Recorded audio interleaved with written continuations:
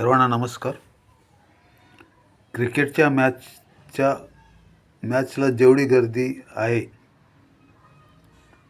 तेवढी गर्दी कीर्तनाला झाल्याशिवाय जगाच्या अध्यात्मात प्रगती होणार नाही, जगाचा उद्धार होणार नाही.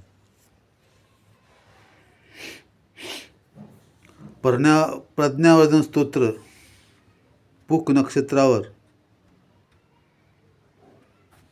एका 35% मिळवणाऱ्या विद्यार्थ्याला म्हणायला लावले.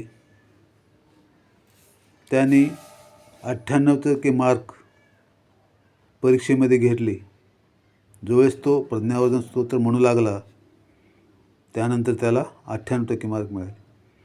तो परदेशातील कॉलेजमध्ये पहिला आला. आपल्याला आवडणाऱ्या देवाचे स्तोत्र दररोज म्हणावे. संकटावरही परिणाम होतो. आपली संकटे कमी होतात. नामजपाची स्तोत्राची व्यक्तिशः सेवा केली तर त्याचा चांगलाच परिणाम होतो. स्तोत्र नामजप हा जीवनात अत्यंत प्रखर या सर्वांची उपासना केली पाहिजे. व्यावहारिक विद्या, आध्यात्मिक विद्या आपण शिकली पाहिजे.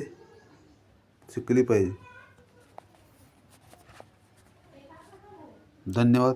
थँक्यू.